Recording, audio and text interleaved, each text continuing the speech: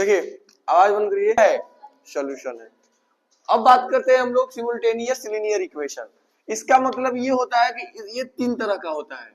अब किसी भी जो सिमुल्टेनियस लीनियर इक्वेशन होता है वो तीन तरह का होता है? जैसे ये तीन तरह का होता है। एक होता है तुम्हारा, एक होता है यूनिक सॉल्यूशन, दूसरा होता है या मेनी सॉल्यूशन। ये पहला हो गया, ये दूसरा हो गया, और तीसरा होता है नो सॉल्यूशन। क्या होता है? No solution, no solution. Simultaneous linear equation को अगर हम लोगों को सॉल्यूशन बताना होगा तो तीन तरह से सॉल्यूशन को बता सकते हैं। बात करते हैं linear equation, simultaneous linear equation क्या, तो तीन तरह के होते हैं, unique solution, infinite many solution, no solution. वैसा सॉल्यूशन जिसका केवल एक ही सॉल्यूशन होता हो, वैसा सॉल्यूशन जिसका केवल एक सॉल्यूशन होता हो, वैसा सॉल्यूशन जिसका बहुत सारे सॉल्यूशन होते हो। मतलब जैसे लीनियर इक्वेशन 2 वेरिएबल था, इसका इनफिनिट सॉल्यूशन था या नहीं था। ये यूनिक मतलब केवल एक सॉल्यूशन हो उसका, इसका कि बहुत सारा हो, और जिसमें एक भी सॉल्यूशन न हो। तो उसको कैसे हम लोग देखेंगे कि किसका यूनिक सॉल्यूशन है, कब इनफिनिट सॉल्यूशन है और कब नो सॉल्यूशन है, कैसे पता करेंगे? तो इसको दो तरीके से बताया जाता है। एक पहला मेथड होता है ग्राफिकल मेथड, पहला मेथड होता है ग्राफिकल मेथड, और दूसरा होता है एल्जेब्रिक मेथड। Algebraic method. अब रहा बात ग्राफिकल मेथड से हम लोग बता सकते हैं कि कौन यूनिक सॉल्यूशन है, कौन इनफाइनाइट सॉल्यूशन है और कौन नो सॉल्यूशन है, और इसके तरीके से भी बता सकते हैं। लेकिन ग्राफिकल तरीका भी बुक में दिया हुआ था, हम लोग पढ़ेंगे। लेकिन ग्राफिकल तरीका से हम लोगों को दिक्कत ये होता है कि ये जो क्वेश्चन बनेंगे बहुत लॉन्ग चले जाते हैं। पहले उसको क्या करो, दोनों इक्वेशन को कोऑर्डिनेट ज्योमेट्री की तरह होता है ना, पर 9th क्लास में आप लोग पढ़े होंगे कि अगर x के वैल्यू पर इतना रखें तो y का वैल्यू क्या आएगा, x का वैल्यू इतना रखे तो y का वैल्यू क्या आएगा। तो ये जो होता है, तो दो इक्वेशन दिया रहेगा, अब दोनों इक्वेशन में दोनों का ग्राफ प्लॉट करो, ग्राफ निकालो, जहां मीट करेगा, एक मीट करेगा तो यूनिक सॉल्यूशन, एक ही ऊपर कंक्लूड हो जाएगा तो इनफिनिट सॉल्यूशन, और पैरेलल हो जाएगा तो नो सॉल्यूशन। तो ऐसे भी होते हैं, तो उसमें बहुत मेहनत लग जाता है। इसके कारण क्या किया जाता है, एक और मेथड बनाया गया जिसको बोला जाता है एल्जेब्रिक मेथड। कौन सा मेथड? एल्जेब्रिक। लेकिन अगर एग्जाम में ग्राफिकल मेथड दिया तो ग्राफिकल मेथड से बनाएंगे। अगर मेंशन नहीं किया है एग्जाम में कि तुम ग्राफिकल मेथड से बनाओ, तो तुमको हमेशा कौन सा मेथड यूज करना पड़ेगा? Algebraic method. तो अभी हम लोग सीखेंगे ग्राफिकल मेथड, उसके बाद जाएंगे कहां पर? एल्जेब्रिक मेथड पर। तो सबसे पहले ग्राफिकल मेथड हम लोग पढ़ेंगे, graphical method of linear equation.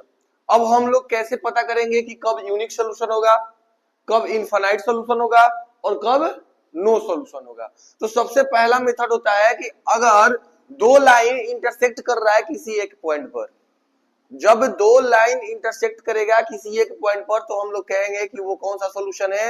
Unique solution है। जब क्या होगा कि जैसे मान लीजिए ये ग्राफ है, ठीक है, यहां क्या हो जाएगा? x dash y dash y axis.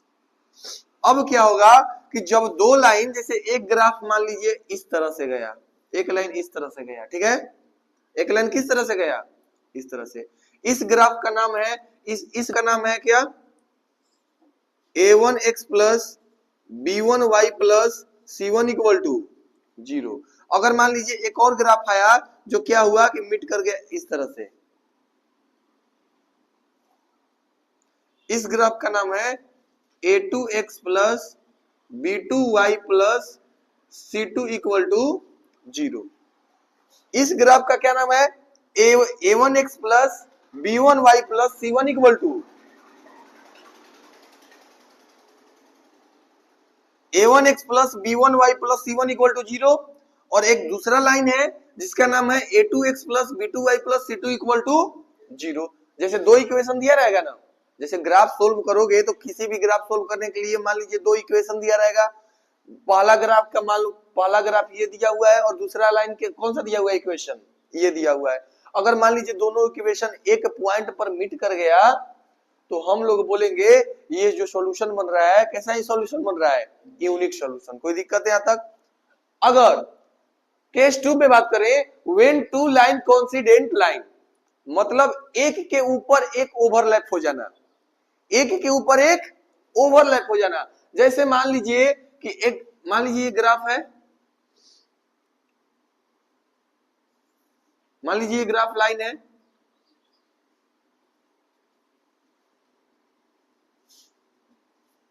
Y. अब एक लाइन है, अब इसी के ऊपर एक और लाइन है। नहीं समझ में आया? मतलब दो इक्वेशन दिया गया और दोनों इक्वेशन जो प्लॉट किया गया तो इसी के ऊपर दोनों लाइन क्या आ गया, आ गया। तो दोनों लाइन जब इसी के ऊपर आएगा तो उस टाइम हम लोग बोलेंगे ये जो सॉल्यूशन बनेगा इनफाइनाइट या कौन सा सॉल्यूशन, मेनी सॉल्यूशन। नहीं समझ में आया? जैसे इसी पर दोनों ग्राफ पर कौन कौन से हैं, a1x plus b1y plus c1 equal to 0, और इसी पर एक और है कौन सा, a2x plus b2y plus c2 equal to 0। जब ध्यान समझना, जब एक ही लाइन पर एक मान लो ग्राफ ये हो गया और जब दूसरा ग्राफ प्लॉट करने गए तो पता चला एक लाइन इसी पे एक और आ गया, एक लाइन एक इसी पर और आ गया, तब उस टाइम उस केस में हम लोग बोलेंगे कि जो ग्राफ बनेगा, जो सॉल्यूशन बनेगा वो कैसा सॉल्यूशन होगा, मेनी इनफिनाइट सॉल्यूशन। कोई दिक्कत है यहां तक? है? एक ही के ऊपर जैसे दो इक्वेशन दिया रहेगा और दोनों इक्वेशन क्या होगा कि एक जैसे एक इक्वेशन को तुम प्लॉट किए जैसे ये वाला है, एक इक्वेशन को प्लॉट किए तो जैसे a2x plus b2y plus c1 एक इक्वेशन है, इसको प्लॉट कर दिए, ठीक। और जब दूसरा इक्वेशन प्लॉट करने गए तो इसी लाइन पर एक और आ गया, मतलब इसी पर जैसे मान लो यहां तक तुम प्लॉट किए इस पॉइंट तक और दूसरा लाइन करने गए तो इसी मान लो थोड़ा सा एक्सटेंड हो गया और उसी पर चला गया, तो उस केस में कोइंसिडेंट हो जाता है, तो उस केस में हम लोग बोलते हैं इनफिनाइट मेनी सॉल्यूशन। एक तीसरा केस होता है जब लाइन तुम्हारा क्या हो, पैरेलल हो। अब तीसरा केस बोलता है when two line are parallel, जब दो लाइन क्या हो, पैरेलल हो। तो जैसे मान लीजिए ये ग्राफ है, मान लीजिए ये एक्स वाई एक्सिस और ये वाला एक्स एक्सिस,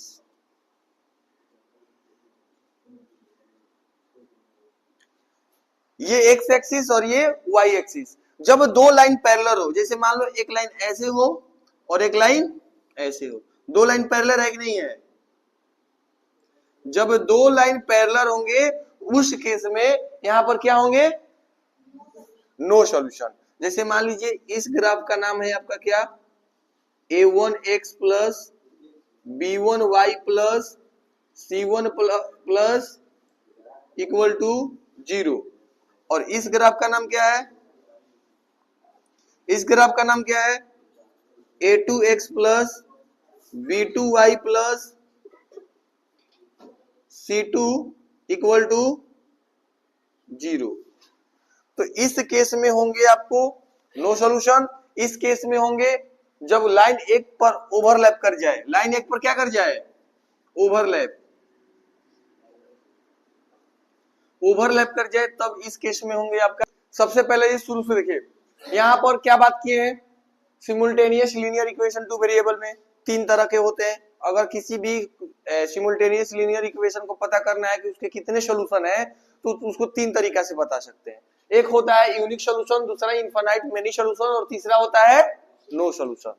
बात करें इसको, अगर इन दोनों को पता करना है कि किसका कितना सॉल्यूशन है तो दो तरीके से पता कर सकते हैं। पहला मेथड है ग्राफिकल मेथड, दूसरा मेथड है एल्जेब्रिक मेथड। अगर ग्राफिकल मेथड का बात करें तो इसमें तीन केसेस आते हैं कि हम पता लगा सकते हैं कि यूनिक सॉल्यूशन, इनफिनाइट सॉल्यूशन या नो सॉल्यूशन। बात करें देखिए केस 1 में, when two line intersect at one point, जब दो लाइन इंटरसेक्ट करे किसी एक पॉइंट पर, जब दो लाइन इंटरसेक्ट करे किसी एक पॉइंट पर, दो लाइन कहने का मतलब क्या, कि जब दो ग्राफ दिया हुआ, दो इक्वेशन दिया हुआ हो, एक इक्वेशन मान लीजिए ये है और एक इक्वेशन ये लाइन है, अब जब क्या करेगा वो दोनों लाइन एक पॉइंट पर इंटरसेक्ट करेगा तो उस पॉइंट को बोला जाता है यूनिक सॉल्यूशन। जैसे देखिए पहला वाला क्या होता है एक्स एक्सिस और दूसरा वाला, एक को कोऑर्डिनेट और दूसरे को एब्सेसा, 9th क्लास में पढ़े होंगे आप लोग, एक को कोऑर्डिनेट और दूसरे को एब्सेसा। तो जो होता है जैसे मान लीजिए ये x बराबर a, x बराबर a और y बराबर b, हमेशा पहले x एक्सिस आता है उसके बाद कौन आता है y एक्सिस, पहले x एक्सिस आएगा उसके बाद y एक्सिस। तो वैसे ही यहाँ पर x एक्सिस है, यहाँ पर y एक्सिस है, तो x बराबर a y बराबर b आर यूनिक सॉल्यूशन। जब भी कभी एक पॉइंट कटता हुआ दो लाइन एक कट जाएगा, समझ जाना उसका सॉल्यूशन कितने होंगे, एक होंगे। दूसरा केस का बात करें, when two line coincident line, जब एक लाइन दूसरे लाइन के ऊपर ओवरलैप हो, जब एक लाइन दूसरे लाइन के ऊपर ओवरलैप हो तो उस कंडीशन में हम बोल सकते हैं two line are coincident, the given system of the equation has infinitely many solution. उस केस में तुम्हारा कैसा सॉल्यूशन होगा, इनफाइनाइट सॉल्यूशन होगा। तीसरा केस का बात करें, when two line are parallel, जब दो लाइन क्या हो, पैरेलल हो। जब दो लाइन पैरेलल हो, देखो ये फर्स्ट लाइन ग्राफ है और सेकंड लाइन ग्राफ है, दोनों जब लाइन पैरेलल होंगे तो उस केस में कोई भी सॉल्यूशन नहीं होगा, उस सिस्टम का कोई भी सॉल्यूशन नहीं होगा। अगर कल भी बताए थे कि एक कंसिस्टेंट सॉल्यूशन, कंसिस्टेंट सिस्टम बताए थे, एक इनकंसिस्टेंट सिस्टम बताए थे। कंसिस्टेंट सिस्टम कहने का मतलब क्या, कि जिसका केवल यूनिक सॉल्यूशन हो, एक सॉल्यूशन हो। कल बताए थे ना, कंसिस्टेंट किसको बोलेंगे, जो केवल यूनिक सॉल्यूशन हो। जैसे मान लीजिए ये यूनिक है, अगर मान लीजिए अभी क्वेश्चन आएंगे बहुत सारे बनाने के लिए कि अगर ग्राफ को देखते हुए अगर उस ग्राफ में एक बार कट कर रहा है, इसका मतलब यूनिक सॉल्यूशन है। और जब यूनिक सॉल्यूशन होगा इसका मतलब कैसा होगा, कंसिस्टेंट सॉल्यूशन होगा। समझ में आया, कंसिस्टेंट सिस्टम होगा। दूसरी बात करें, इसमें तो नहीं है, इसमें बात करें तो इसमें देख रहे हो कि जब टू लाइन पैरेलल है तो नो सॉल्यूशन। तो नो सॉल्यूशन कहने का मतलब क्या, कि उसमें एक भी सॉल्यूशन नहीं आएगा। और कल बताए थे कि जब जिसका एक भी सॉल्यूशन ना हो, नो सॉल्यूशन हो, उसको हम लोग क्या बोल सकते हैं, इनकंसिस्टेंट सिस्टम। यहां तक किसी को प्रॉब्लम है? चलिए आगे।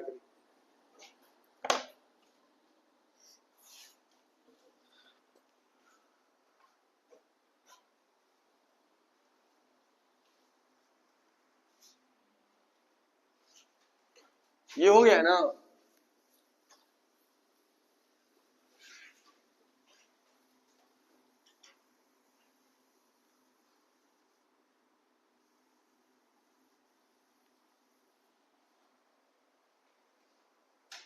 थर्ड केस सेकंड करने हुआ है।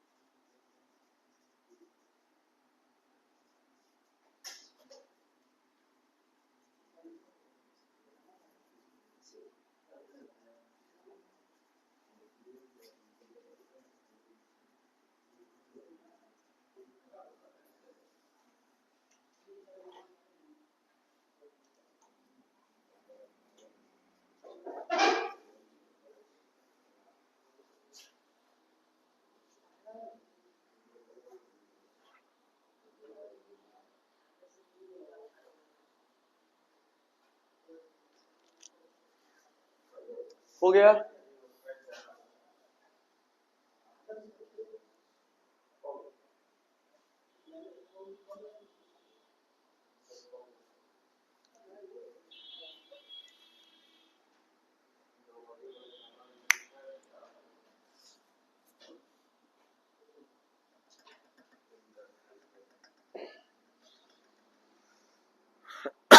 आज इतना कम क्यों है सब, ऐसे मत बोलना किसी को। और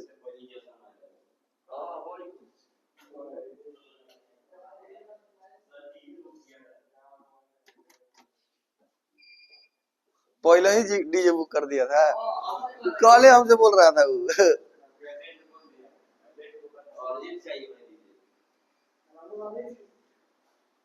चलो यहाँ पर ध्यान दो। अब देखिए हम लोगों ने ग्राफिकल मेथड को अच्छे से समझ में लिया।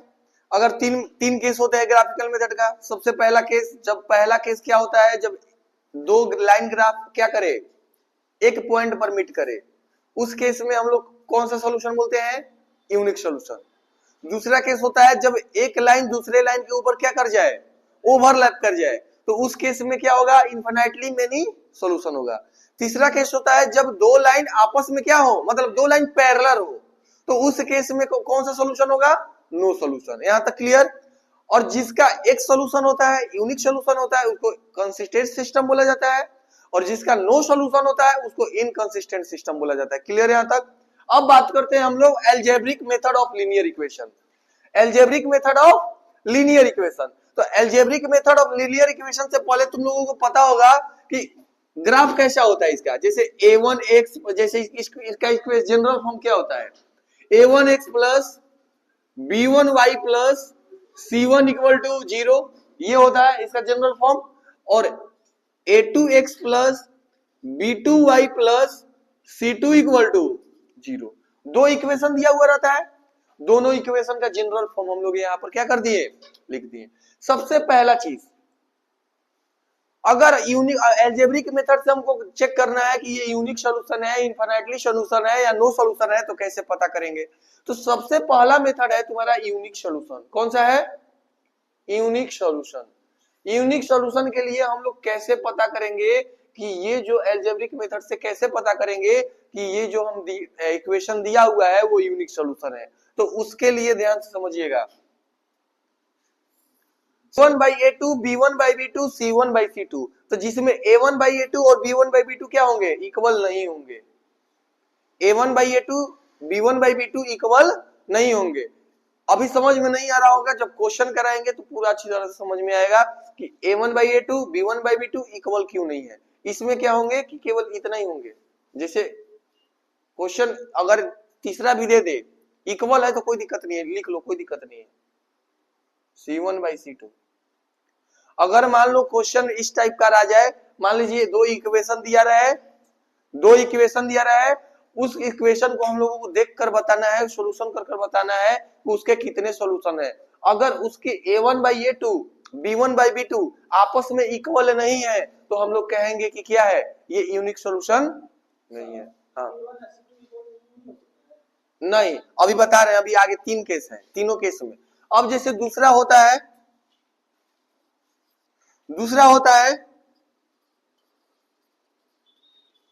Infinitely many solution.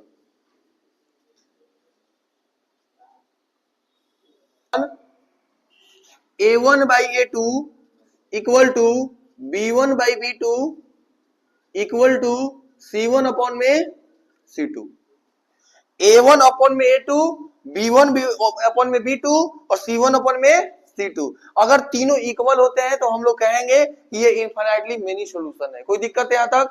अब तीसरा केस का बात करें, तीसरा केस में क्या होता है, कौन सा solution, no solution. No solution. इसमें क्या होते हैं, जो a1 अपॉन में a2 equal to b1 upon में b2 और not equal to c1 upon में c2, ये तीन केस को देखकर ये सबसे ज्यादा इंपॉर्टेंट है एग्जाम में। 1 नंबर या 2 नंबर यहां से जैसे क्वेश्चन बनाने वाले आएंगे, 2 नंबर या 3 मार्क्स में आते हैं, लेकिन ऑब्जेक्टिव टाइप में से यहां से 3 क्वेश्चन आते हैं। यार एक क्वेश्चन पक्का है, लिख कर आता है, मतलब आएगा ही आएगा क्वेश्चन यहां से कि कुछ इक्वेशन दिया रहेगा, x बराबर कुछ सॉल्यूशन दिया रहेगा और बताएगा कि बताओ ये यूनिक सॉल्यूशन है या इनफिनिटली सॉल्यूशन है या नो सॉल्यूशन है। यहां से एक क्वेश्चन 100% आता है। अब आगे बात करते हैं क्वेश्चन से। देखिए, so that the system of equation has a unique solution. अब हम लोग कैसे इसको दिखाएंगे कि ये यूनिक सॉल्यूशन है या नहीं। तो सबसे पहले ध्यान दीजिएगा, हम लोगों को 3 केस पता है, हम लोगों को 3 केस पता है। कैसे हम लोग इसको क्या कर सकते हैं, बता सकते हैं। अब ये कैसे अप्लाई करेंगे वो यहां पर हम लोग सीखेंगे। तो सबसे पहला चीज, ये तुम्हारा x का कोफिशिएंट a होगा, ये कौन होगा a, इसका कौन होगा a। जैसे देखो ये a1 हो गया, ये a2 हो गया, ये b1 हो गया, ये b2 हो गया, ये c1 हो गया, और ये नहीं समझ में आ रहा है, ये दो इक्वेशन दिया हुआ है। जो x है उसके आगे जो छिपा हुआ है a है। जैसे मान लीजिए लिखा हुआ है, जैसे a1x plus a2y plus c1 equal to 0, हाँ b2y plus c1 equal to 0, a2 b1 ओहो a2x plus b2y plus c2 equal to 0। अब ये हमारा जनरल फॉर्म है, ध्यान दीजिएगा, ये हमारा जनरल फॉर्म है। x के आगे a1 है, y के आगे b1 है, यहां c1 है, ये कांस्टेंट टर्म है। वैसे ही देखो x के आगे कौन है a1, y के आगे b1 और यहां पर c1। वैसे ही यहां पर ये जनरल फॉर्म इसके फॉर्म में ये दिया हुआ है। अब हमको इसको चेक कर कर बताना है कि ये यूनिक सॉल्यूशन है या नहीं। तो कैसे करेंगे, तो यूनिक सॉल्यूशन के लिए ये रूल पता है कि a1 by a2 b1 by b2 और c1 by c2, जिसमें a1 by a2 b1 by b2 not equal होना चाहिए। अगर ये दोनों आपस में इक्वल नहीं होते हैं तो हम लोग कह देंगे कि ये यूनिक सॉल्यूशन है। अगर दोनों तीनों इक्वल आपस में हो जाते हैं तो हम लोग बोल देंगे कौन सा, मेनी सॉल्यूशन। अगर दो इक्वल है तीसरा इक्वल नहीं है तो हम लोग बोल देंगे नो सॉल्यूशन। तो बात करें सॉल्यूशन का, तो सॉल्यूशन में क्या होगा, जैसे a1 यूनिक सॉल्यूशन के लिए वैल्यू क्या होता है, a1 अपन में a2 not equal to b1 अपन में b2 और इक्वल टू c1 अपन में c2। तो a1 कितना दिया हुआ है 3 नहीं दिया हुआ है 3, b1 की a2 कितना दिया हुआ है 5, b1 कितना दिया हुआ है b1 5, b2 3 और c1 c2 12 -12 और -4। तो ये तो क्लियर तुम्हें दिखाई दे रहा है कि जो 3/5 और 5/3 आपस में इक्वल नहीं है, 3/5 और 5/3 आपस में इक्वल नहीं है, ये तो ये भी इक्वल नहीं है। तो हमको इससे मतलब नहीं है, हमको इससे मतलब वो कुछ भी रहे उससे हमको मतलब नहीं है, हमको केवल इस दोनों से मतलब है। जिससे मतलब रहेगा उसी से हमको बात करना है। तो इन दोनों से मतलब है, हमको पता चल गया कि ये दोनों आपस में इक्वल नहीं है, यानी इट हैज अ कौन सा सॉल्यूशन, यूनिक सॉल्यूशन। क्लियर। अगला क्वेश्चन देते हैं।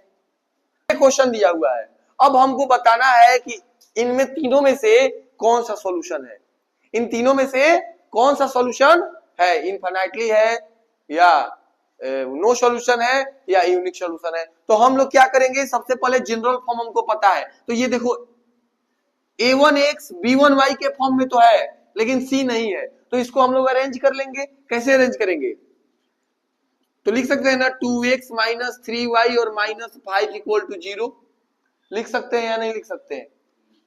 6x - 9y - 15 इक्वल टू 0 लिख सकते हैं या नहीं लिख सकते हैं, लिख सकते हैं। इसके फॉर्म में कर दिए, कहां गया, इसके फॉर्म में इसको दोनों को कर दिए। अब दोनों के करने के बाद चेक करेंगे कि ये कौन सा सॉल्यूशन है। सबसे पहले a1 अपन में a2 को चेक करेंगे, a1 अपन में a2 को। तो a1 का वैल्यू कितना है 2/3 2/6 है कि नहीं है। अब देखो फिर b1/b2 को चेक करेंगे, तो b1 कितना है -3 और b2 कितना है -9।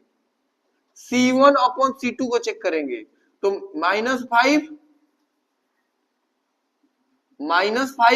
और -15। अब ये देखो 2 तिहाई 6, 3 3 जा 9 और 5 तिहाई 15, हुआ कि नहीं हुआ।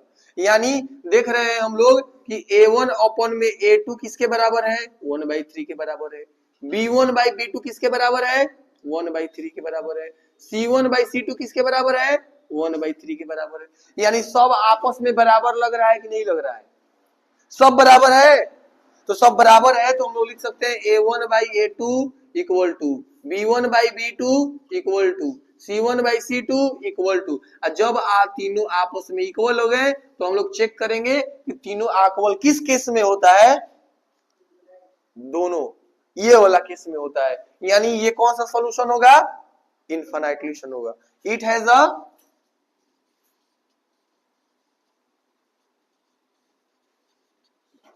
Infinitely many solution. यहां तक क्लियर। जब इनफाइनाइटली मेनी सॉल्यूशन हुआ, अच्छा ये बताओ मेनी सॉल्यूशन, अच्छा ये जो हम बताए हैं ये कौन सा सॉल्यूशन होगा, ये वाला फर्स्ट वाला यूनिक सॉल्यूशन। तो यूनिक सॉल्यूशन के साथ और क्या होगा, कंसिस्टेंट सिस्टम। कंसिस्टेंट सिस्टम में बताए थे जिसका केवल यूनिक सॉल्यूशन हो वो कंसिस्टेंट सिस्टम होता है, और जिसका नो सॉल्यूशन होता है वो कैसा सॉल्यूशन होता है, इनकंसिस्टेंट सिस्टम। यहां तक क्लियर। यहां से क्वेश्चन आते हैं कि कौन कंसिस्टेंट है और कौन नॉन कंसिस्टेंट है, समझ में आया। इसको दोनों को सबसे पहले किसके फॉर्म में करेंगे हम लोग, 6x plus 5y minus 11 equal to 0 होगा या नहीं होगा। इसको पहले हम लोग जनरल फॉर्म में करेंगे, 9x plus 15 by 2y minus 21 equal to 0 कर दिए इसको जनरल फॉर्म में। अब सबसे पहले चेक करेंगे, तो यानी सबसे पहले क्या करेंगे, a1 अपॉन में a2, तो a1 का वैल्यू कितना दिया हुआ है 6 और a2 का वैल्यू 9, b1 अपॉन में b2, तो b1 का वैल्यू कितना दिया हुआ है 5 और b2 का वैल्यू 15 अपॉन में 2, और C1 अपॉन में C2, तो C1 का वैल्यू कितना दिया हुआ है -11 और -21। अगर बात करें A1 अपॉन में A2 इक्वल टू, तो ये कितने से जाएगा, 3 से 2 बार में, और ये 3 से 3 बार में, यानी 2/3 2/3 होगा कि नहीं होगा, कॉमा ये B1 अपॉन में B2 इक्वल टू 2 ऊपर चला जाएगा तो बच जाएगा 10 और नीचे 15, और C1 अपॉन में C2 इक्वल टू कितना हो जाएगा, 11 दूना का 22, नहीं 21 है, तो 11 अपॉन में 21, तो यहां पर दिखाई दे रहा है ये 5 से 2 से कितने, 5 से कितने बार में 2 से, ये 5 से कितने बार में 3 से, यानी जो वैल्यू निकल रहा है यहाँ पर A1 अपॉन में A2 इक्वल टू क्या निकल रहा है 2/3, B1 अपॉन में B1 by B2 equal to क्या निकल रहा है 2/3, और C1 अपॉन C2 क्या निकल रहा है 11/21। यानी इससे देखने से क्या मिल रहा है, A1 by A2 equal to B1 by B2 not equal to C1 by C2। आ रहा है कि नहीं आ रहा है, आ रहा है। A1 बाई A2, देखो A1 बाई A2 इक्वल है B1 बाई B2 के 2/3, और ये क्या है 11/21, यानी A1 by A2 B1 by B2 not equal to C1 by C2, यानी ये कैसा सोल्यूशन होगा, it has no solution. No solution के साथ कैसा सिस्टम होगा, ये इनकंसिस्टेंट सिस्टम होगा। समझ में आया। यहां तक हम लोगों का जितने pair of linear equation two variable का जितने भी बेसिक है आज क्या होते हैं, कंप्लीट होते हैं। अब हम लोग कल से ग्राफिकल मेथड पढ़ेंगे और उसके बाद जितने भी अलजेब्रिक मेथड है सारा का सारा क्लियर करेंगे। यहाँ पर जितना लीनियर इक्वेशन टू वेरिएबल का बेसिक था वो यहीं से था, और यह पूरा बेसिक क्या हो गया, क्लियर हो गया। अब हम लोग अगले से क्वेश्चन करेंगे, वो मिलेंगे नेक्स्ट क्लास।